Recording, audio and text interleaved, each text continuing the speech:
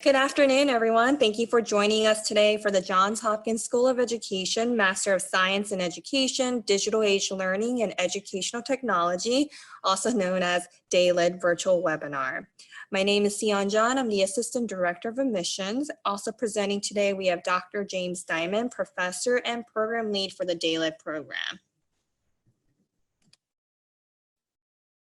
So before we get started, I would like to cover a few housekeeping topics. First, today's webinar is being recorded. We will be able to share a link with you after the event is complete. Also, please take this time to make sure your mic is on mute and your video is off. There will be a Q&A session at the end of the presentation. So please type your question in the chat box and Dr. Diamond and I will read and answer your questions.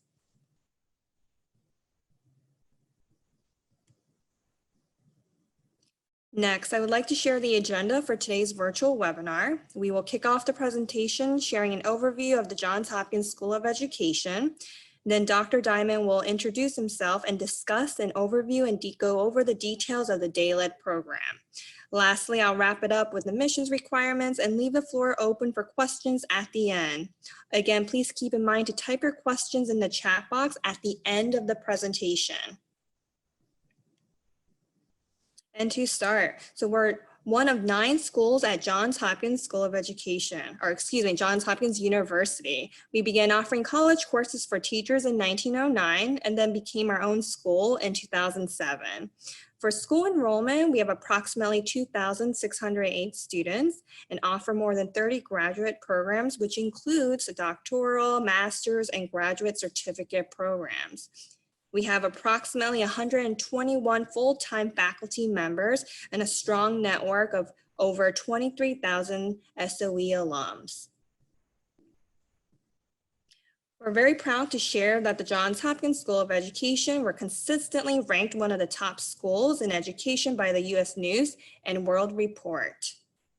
At this time, I am going to hand the floor over to Dr. Diamond. He is going to introduce himself and present on the DALED program. Thank you, Sion. Can you hear me okay? Yes, we can hear you. Okay. Good afternoon, everyone, or morning or evening, depending on your time zone. As Sion mentioned, I'm Jim Diamond, and I am the faculty lead for the program in Digital Age Learning and Educational Technology, or DALET, here at the School of Education. That's me on the slide. By training, I'm a researcher in the field of digital media and learning. For many years, my scholarship has focused specifically on the area of game-based learning and game-based learning integration into K-12 settings. For many years before I came to Johns Hopkins, I worked as a research scientist, researching and developing educational technologies, as well as evaluating many products for the primary, secondary, and post-secondary educational technology spaces. My own areas of interest include K-12 history, social studies, and civics education, STEM education, a relatively new and growing interest in the area of computational thinking, as well as disciplinary literacy. And for all of these, I'm interested in understanding the use and role of technologies in supporting learning in all of these areas. My research over the years has been funded by a number of foundations, including the National Science Foundation, the Gates Foundation, and the MacArthur Foundation. Next slide, please. Okay, so to begin, on behalf of my colleagues in the program and throughout the School of Education, I'd like to thank you for your interest in our program. I'm very excited to tell you about who we are, what we do, and how I believe we can contribute to your professional and personal growth as educators and as educational technologists, if that's the area in which you're headed. Let me say to begin that I hope you and your loved ones are well and that you have everything you need to stay safe and healthy in this moment. These are extremely trying times. As our title indicates, the DAILIT program is grounded in the fact that we live in an age, as I'm sure you know, in which digital tools and environments are central to many educational endeavors in the primary, secondary, post-secondary, and the training arenas. And now, in the present moment, with the social and economic disruptions related to the COVID pandemic, I would say we are now living through one of the most challenging and, dare I say, exciting moments in the history of the broad field of educational technology. Arguably, expertise in the conceptualization, design, and delivery of high quality, technology-enriched educational experiences is now more important than ever. And my sense is that the need for that expertise will only continue to grow over time and likely quite rapidly.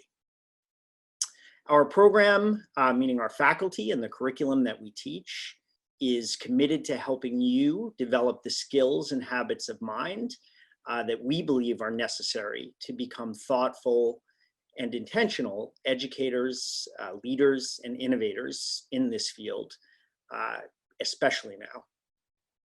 The program is also committed to preparing you to think deeply about equity and about social justice when making decisions about the design and implementation of technology-supported interventions, and thinking about whether and how to use them, and thinking about the resources that are available to your users at any given time.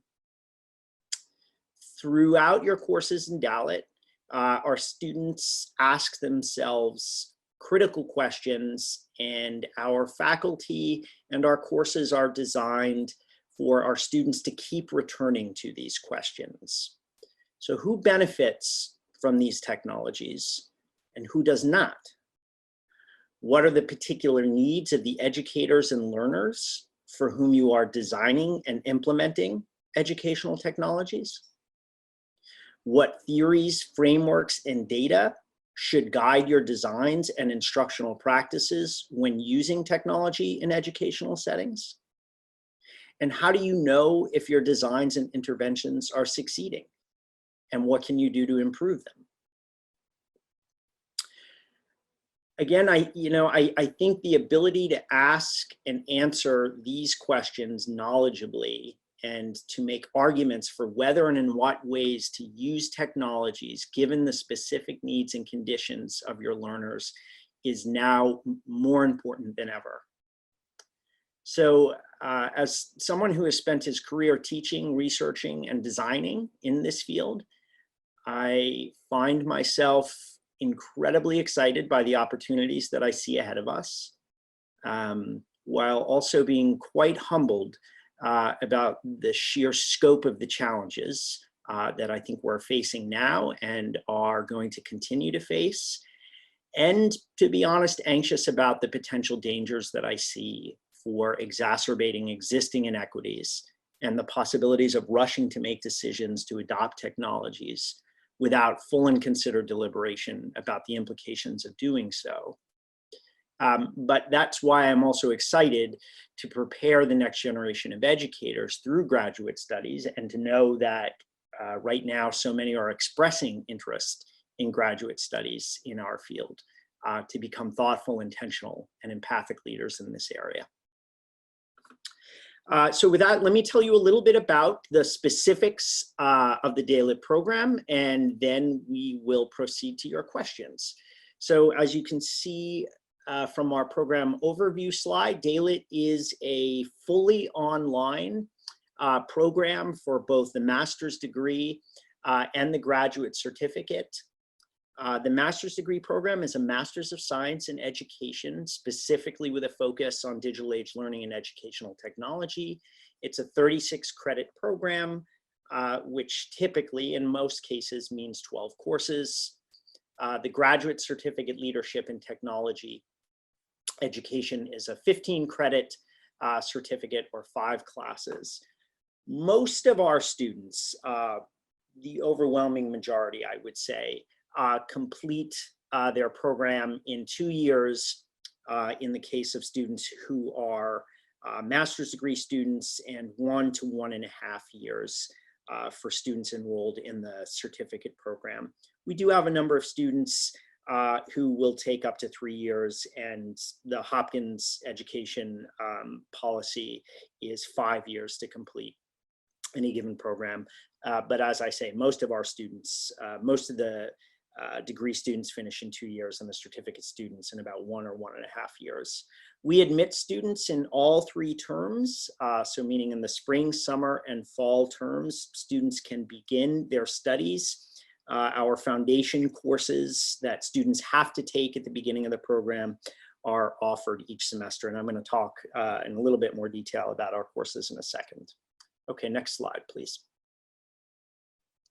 Okay, so for whom is a degree or certificate in DALIT ideal for?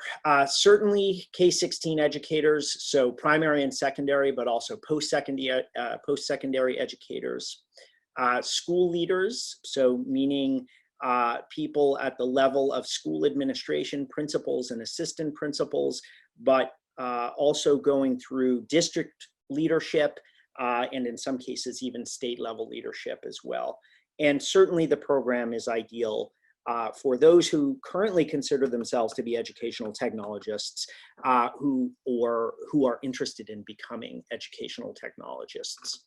A fair number of our students are professionals in the higher education space, and that means they're either faculty members in other institutions of higher education, or they are staff members typically working in the area of instructional design or technology. We have some students who work in entrepreneurial related programs in different institutions. Similarly, organizational leaders, again, in the higher education space, but also in industry, in both profit and in the profit and nonprofit sectors. A number of our students every year go on, or either are currently practicing as educational consultants or go on to become educational consultants, either establishing their own consultancies or working for firms. And certainly for people who are interested in designing and teaching in the online education space. Okay, next slide, please. Our current student body is 73 or so active students, 90% of whom are part-time, meaning they're taking typically 2 courses a semester. That is what, as you can see, most of our students do, and what we strongly encourage our students to do. Most of our students are full-time professionals. It's a relatively small percentage of students who are not currently working.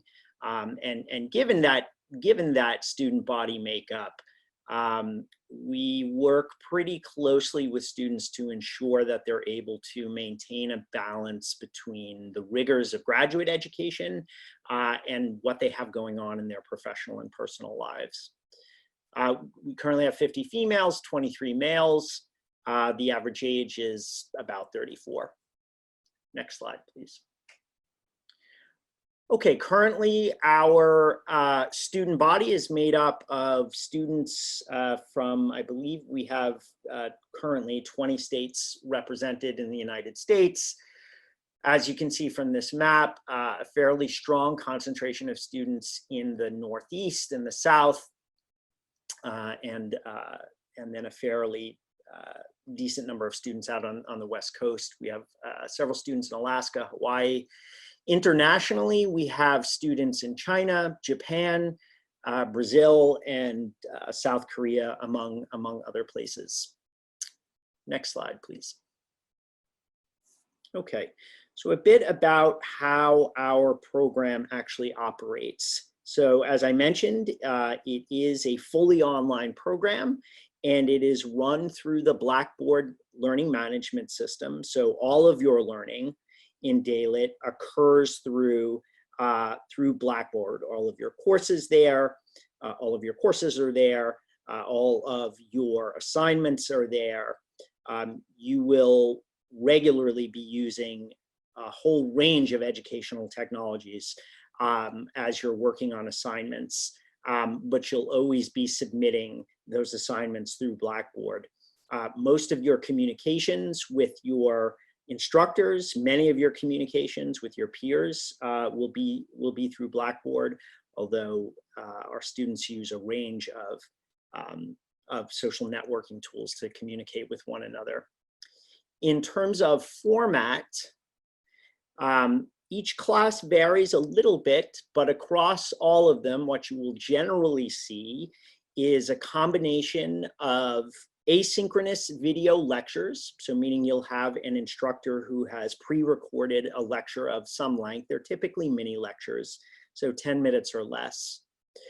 You'll have interactive activities, by which I mean above and beyond the regular readings that you will do. So all of your courses will have you engaging in readings from theoretical literature and empirical literature, but then applying what you're learning through those readings and through the lectures and through your discussions to your assignments. And those assignments are generally interactive activities, meaning that you are using at least one, if not more than one, technology in order to create a product that is either immediately applicable in your current professional context, or that may be applicable somewhere down the road in your professional context or for someone else's professional context. All courses involve a good amount of discussion. Some of that occurs asynchronously via discussion boards and other tools such as Flipgrid. Some of it occurs live, especially during synchronous sessions.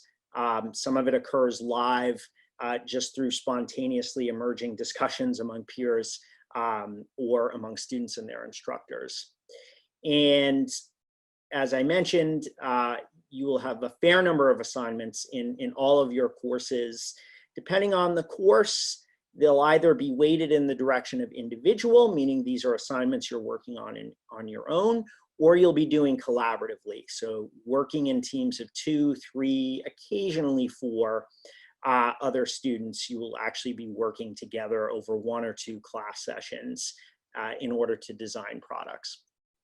As I mentioned, the sessions are asynchronous, meaning that they are for you to go through on your own time, right, in keeping with the overall schedule and in keeping with how you need to collaborate with classmates. But other sessions are run synchronously. So what you might expect to see in a face-to-face classroom, you will see online. You'll have instructors asking people to gather at the same time when it's possible. It's not always possible given that people are in different time zones. And again, everybody is a working professional. They have different things going on. But when possible, instructors will try to gather all of the students together via something like Zoom or other technologies in order to engage in discussions, and typically some combination of small group breakouts to be working on a problem, to answer some questions, to look at a resource, and then to come back together for whole group discussions. Okay, next slide, please. This is a sampling of some of our courses, and I'll describe them briefly, but you can certainly see the full descriptions of all our courses on the DALIT program site in the School of Education and in the student handbook as well. So Technology and the Science of Learning is a foundational course for the program. It is strongly grounded in cognitive science, and it prepares our students to consider the major theories that guide the design and implementation of educational technologies. And in the class, you focus on concepts such as active learning, metacognition, transfer of knowledge from multidisciplinary perspectives, and other areas. Emerging issues in digital age learning is very much what it sounds like. So this is a course that is typically asking our students to think about the present moment, how technologies are being used, where they're being used effectively, where there are examples of them not being used effectively, but also to think down the road a bit and to dream a little bit about how either existing or future technologies may get used. And often you'll wind up creating your own design documents for the use of existing or not yet existing technologies in some educational context. Designing and delivering online and blended learning environments is a course that prepares students to use technologies in both the online and face-to-face spaces, but as a blended learning environment suggests, and I think we're all about to see a lot more of this than we currently see, is that there's some combination of online and face-to-face education. So that course prepares educators not only to create those environments, but to actually facilitate learning in those environments as well. Technology for learning, learner variability is a course that's focused, or grounded rather, I should say, in the Universal Design for Learning framework, and prepares our students to design and implement technology-based interventions that are addressed to meet the specific needs of individual learners. Technology Leadership for School Improvement, a course that either, given if your current professional context, it finds you as a school leader or district leader, or as somebody who may be thinking about heading in that direction, that's a course that has you doing theoretical readings in leadership in the space of educational technology, and then also creating things like management plans and implementation plans for how you would actually implement either a new or existing technology geared toward a specific set of learning objectives. Lastly, computational thinking for K-12 educators. That's a new elective course for us. It is designed specifically for K-12 educators that has classroom teachers in the primary and secondary spaces integrating computational thinking into different subject areas. And I should say, I can't remember if I did or not, a majority of our students, typically between 60 and 70% at any given time, are K-12 classroom teachers. And the distribution is, it's a fair distribution across the K-12 range. The other percentage of students really range in the adult ed space, and that's from higher education to working in the corporate space, the nonprofit space, the military, working in media production areas. So just to give you a little bit of a better sense of who our students are. Next slide, please. Our faculty consists of obviously higher education teachers and administrators, so people who have done their doctoral work specifically in the area of educational technology and have engaged and are continuing to engage in research and development in the use of educational technologies. A good number of our instructors are also currently K-12 school administrators, either assistant principals or principals. We have professional instructional designers who lead some of our courses. And then we also have people who work in different branches of the federal government and in some cases state government as well. Next slide, please. Okay.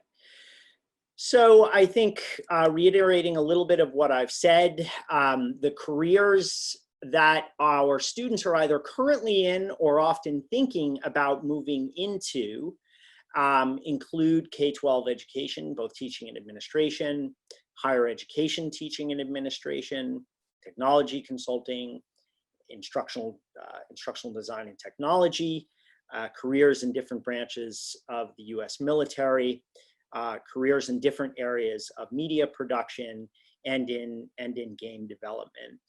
Most of our students who come into the program and graduate, at least for the first several years after they graduate, typically remain in the positions that they're in. And again, that's often in K-12 teaching spaces. But we also have a good percentage of students who come into the program as career changes.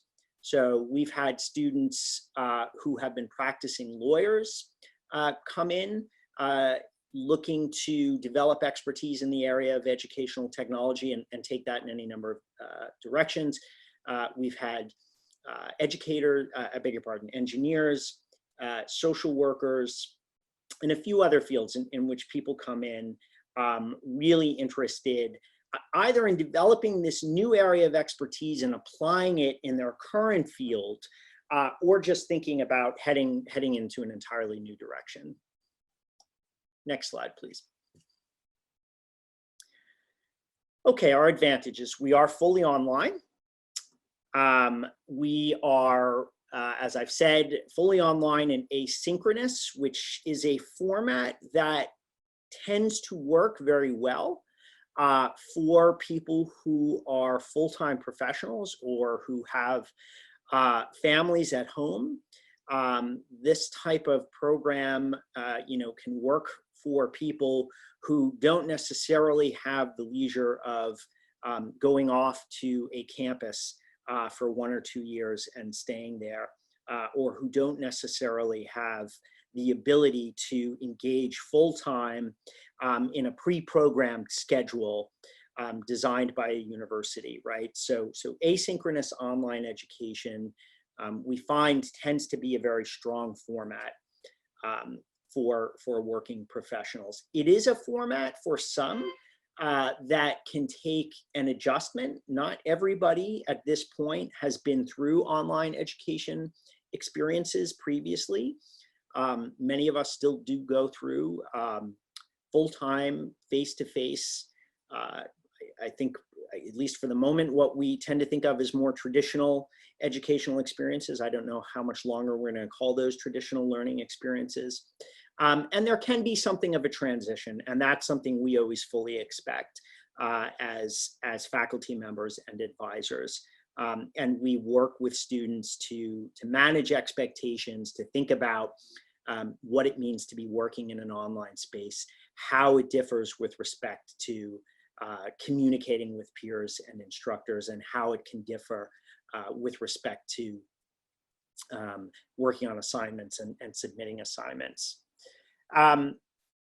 Educational technology is certainly a broad field and applicable in many, many areas. And this program in particular is attuned to that fact. That, as I say, while we have a good number of K-12 teachers, we also have a good number of students who really come from a wide range of fields. Educational technology is a very active area in all of these fields. And, as I opened, I think we have every reason to believe that educational technology will become an increasingly popular and needed area of expertise. Our faculty do have a really significant range of experiences across different professions, across different academic areas of expertise. And finally, the program does have a particularly strong focus on K-12 education. The program was founded as a K-12 educational technology program. It has, over the years, grown to become more inclusive, as I've noted, of the adult education space, but it is still very much rooted in K-12 education. and increasingly focused on blended learning, as I said before, some combination of online and face-to-face learning, and traditional face-to-face contexts with technology integration. Okay, next, please.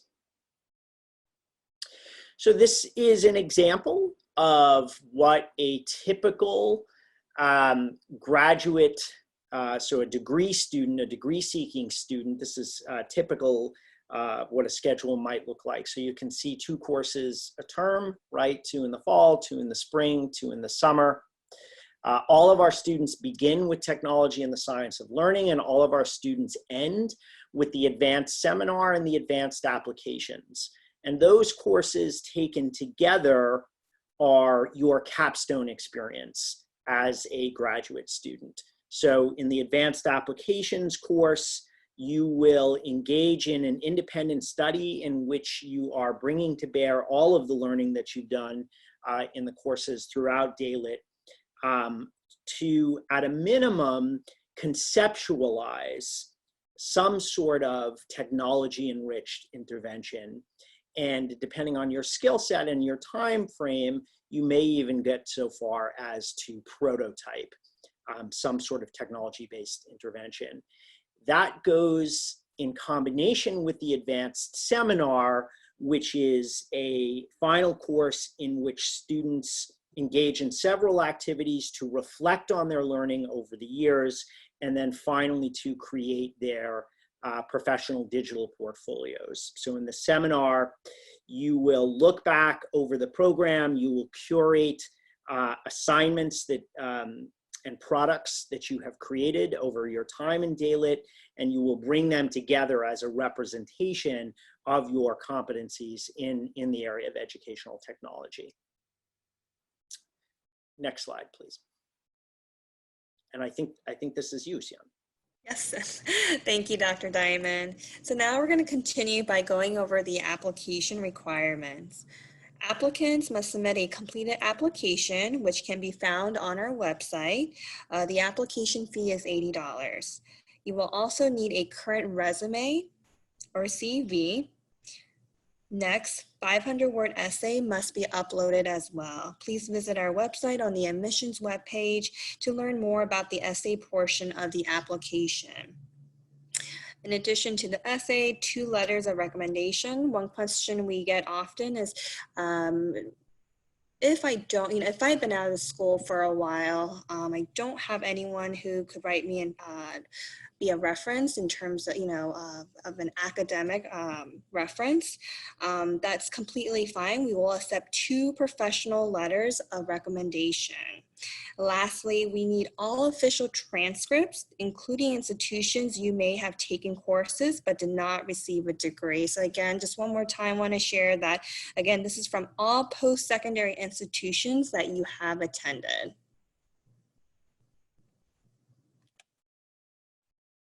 There are a few additional steps you need to take in order to complete an application if you're an international student. You must submit a TOEFL or IELTS score. If your degree was completed outside of the US, you will need to complete a course-by-course evaluation. Additional information can be found on our website.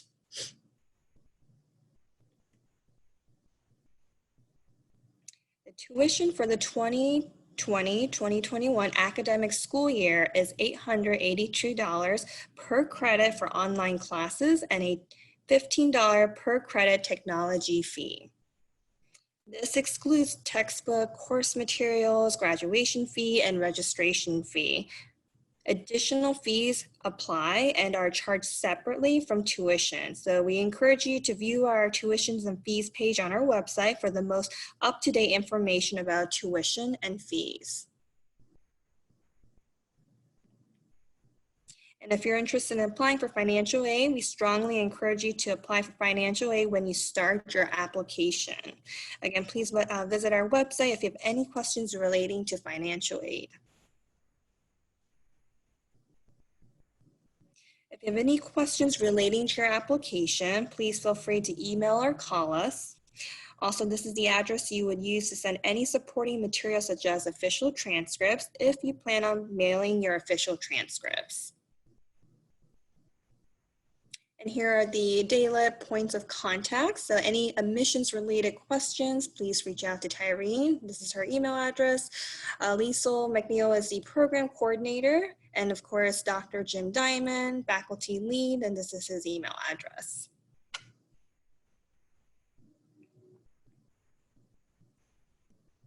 Thank you for attending the DALIP virtual webinar. At this time, Dr. Diamond and I would like to open up the floor for questions.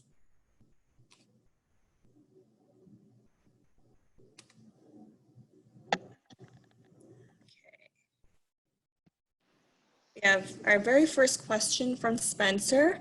How transferable are the principles of computational thinking for K-12 to corporate learning? Oh, that's an excellent question. Thank you, Spencer.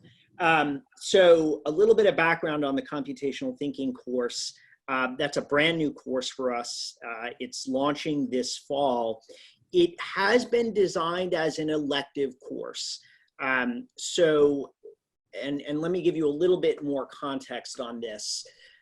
Over the next 2 years, the DALIP program will be probably at the rate of once or twice a year, introducing a suite of elective courses moving in the direction of specialization areas. So one of the specialization areas is just K-12 technology integration. And this course was designed specifically with K-12 classroom teachers in mind. Now, that said, and alluding back to what I was saying earlier, our program is not exclusively K-12 teachers, and all of our courses are designed, the assignments are designed such that irrespective of a professional context, the instructors are focusing on helping our students develop developing skills and competencies that are applicable both in the K-16 space, but in other adult education spaces as well. So what I mean by that is even in the program, even in the courses currently conceived, from the readings perspective, you will have some combination of theoretical and empirical literature that's looking at the integration of computational thinking into K-12, but also into the what I'll call the corporate space, but use that as a broad term. And then on the assignment side, you will have the opportunity when you're working on your projects individually and collaboratively to decide whatever it is that you're going to design, whether it's a mini unit, a unit, perhaps a prototype for the use of computational thinking in some specific subject area. You will have the opportunity to determine what the focus is, and that certainly can be in the corporate learning space. I hope that answers your question. All right, so second question we have, does the program have faculty coursework using emerging tech in the VR, AR, MR arenas? Another good question. So it's maybe a little jargony. So for folks who might not know, so VR, virtual reality, AR, augmented reality, and MR, mixed reality. So some combination of augmented reality and virtual reality technologies. So as I was saying, we are working on a suite of elective offerings. One of those courses, it does not currently exist, it's in the pipeline, is a course specifically on the use of VR, AR, and MR technologies. And that course will actually be designed to span a K-12 specialization and an adult education specialization. The emerging technologies course that we currently have, one of the topic areas is VR, AR, MR. So you will do some readings related to that, and you will have a project related to the use of those technologies. And the last thing I'll say is that I have done some research. About 3 years ago, I had a year-long research project using virtual reality technology in high school history classrooms. And who's asking this question? Dove.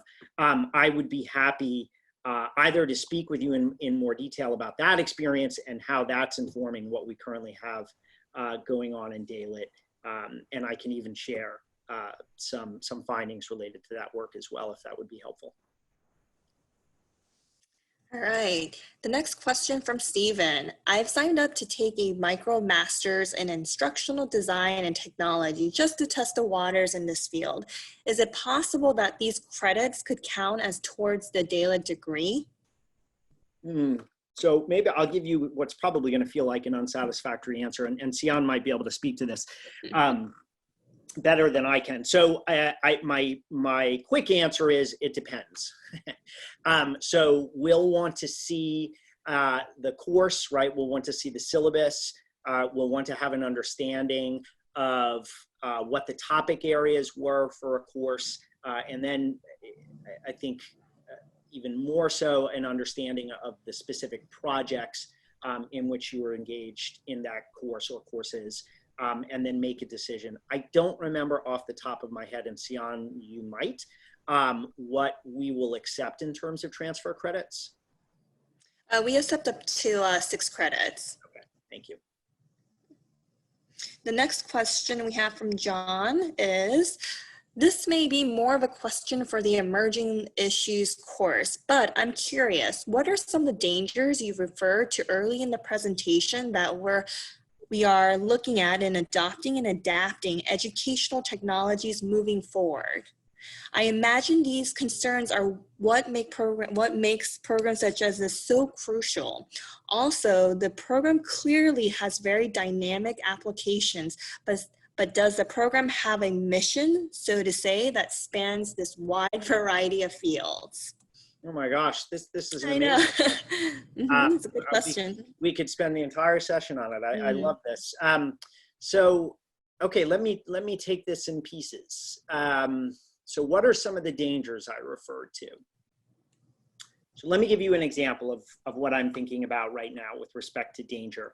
And maybe I'll preface that by saying that, you know, with danger comes opportunities, I think.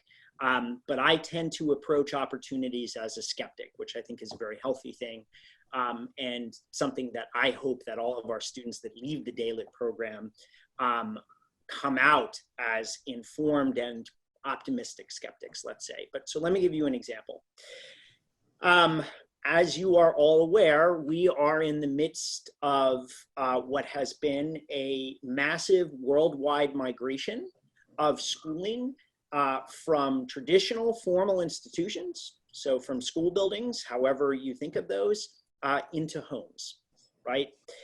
And there are more questions than answers that we have related to that at the moment, right? We do know that even 6 or 7 weeks into quarantining, if that's the word that's used in certain areas, or self-isolation, we do know that there are still many students who do not have access to technologies, period.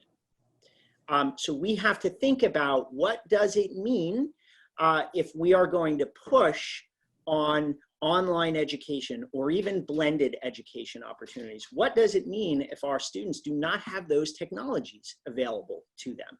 What are the policy related concerns? How do we as educators need to become flexible and nimble enough to think about creating and implementing our instruction that our students who do have access and our students who do not have access can make use of and can grow with. Access also doesn't just mean that you have physical devices, right? It doesn't just mean that you have a tablet or a smartphone or a computer in front of you, but access also extends to, you know, are you in a home in which parents or caregivers or others in your immediate circle are able to support you in this form of learning, right? Online education in the K-12 space, arguably online education in any space, is different from what many of us are accustomed to, and it requires significant amounts of thought and deliberation in terms of design. So when I think of the dangers, my concern is that we will see a rush, right? And this has happened historically in educational technology. There is often real pressure, some for good reasons, some for less good reasons, for the adoption of educational technologies without those technologies having been fully vetted and without a serious amount of thought into what the use of that technology might mean, what's gained and what's lost. So for example, you know, in the past 10, 15 years, we've talked a lot about the idea of disruption, right? That educational technology is a disruptive force. It is a concept that I find profoundly problematic. I don't think we should be engaged in the business of disrupting education. I do think we should be engaged in the business of innovating and thinking thoughtfully about the use of our tools. But I don't think we should be focusing on disrupting or massively changing with any great speed how our existing educational configurations. So what I think I mean by danger is that I want you as educational technologists to be able to conceptualize the use of these tools, to be able to develop the pedagogical skills, the content knowledge, the technological knowledge, to use these tools for your students' improvement. But I also want you to think critically about the use of these tools. And again, to go back to those questions, who's benefiting, who's not, right? What's being gained, what is potentially being lost?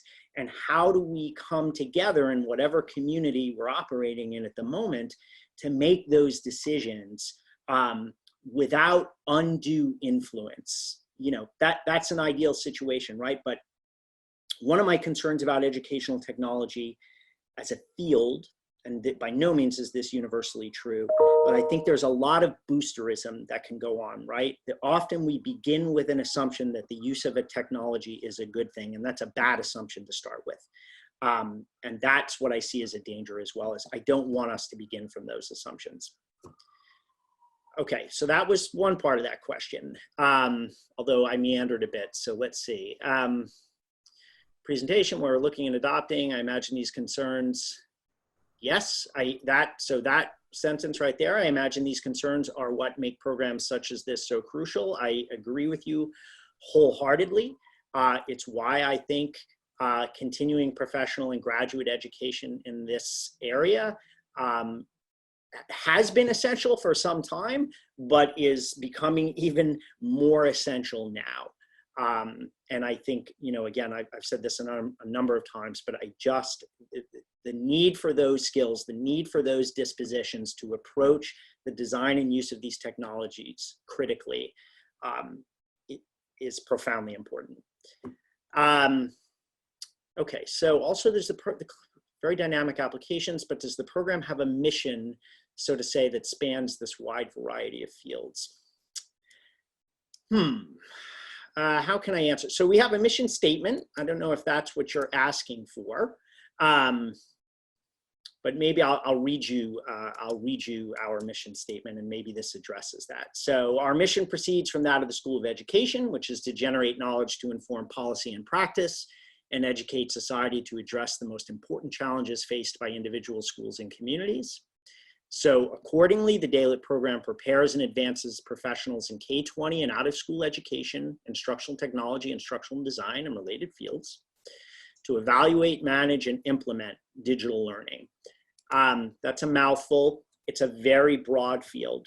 And our mission is to take as many students who are practicing or thinking about practicing in these areas, in this field, in many areas, and to grow them, to support them in their current endeavors, and to help them thinking about future endeavors.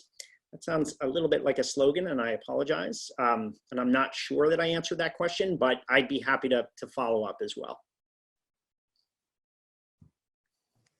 All right, so it looks like we have time for about 2 more questions. The next question that I see From Luca, working full-time, I would like to hear more about the work-study life balance. Understanding that every student is different, what is the expected average weekly time investment for a student? Great question. So this really varies. As a rule of thumb, for any given course in Daylit, you need to expect 6 hours weekly at a minimum, on average per course. So I would say if you're taking 12 courses, if you're taking 2 courses, you really need to expect a day and a half to 2 days, however you distribute those hours, to focusing on your coursework. It really is going to vary. Some courses are much more project intensive than others. Some courses are more reading intensive than others. And, you know, depending on your preferences as a learner, depending on whether you enjoy reading large amounts of literature, you might not, depending on whether you enjoy diving into projects, it'll take more or less time. But I would say as a rule of thumb, I really think, you know, you need to budget at least 6 hours per course per week. All right, the next question from Spencer. You mentioned the upcoming rollout of specializations. Could you expand on those plans? Yeah, sure. And I know we're pressed on time, so I will do that. And then Spencer, we can communicate via email or talk about this as you please. So the specializations will be rolling out, as I say, over the next couple of years. So they will be in the K-12 technology integration space, and that's a strong focus on blended and face-to-face K-12 education. Another specialization is specifically in the area of online teaching and learning. So that includes instructional design for online learning. That includes implementation of online learning, and that includes also a broad theoretical foundation in online learning. That specialization, as it was initially conceived, as you can imagine, is going to shift a little bit now, because again, I think it is much more realistic for us all to be thinking in terms of blended learning, at least in the K-12 space, right? In the higher ed space, I think we can probably think more strictly in terms of online education. This program is an example of one of them. But in the K-12 space, I think we have reason to believe that blended learning, some mixture of face-to-face and online learning, is going to become more, it will become more prevalent. And that's what that specialization is in that area. A third specialization is specifically in the area of adult education and corporate training. And the last one that is currently least well conceived is a specialization in entrepreneurship and educational technology.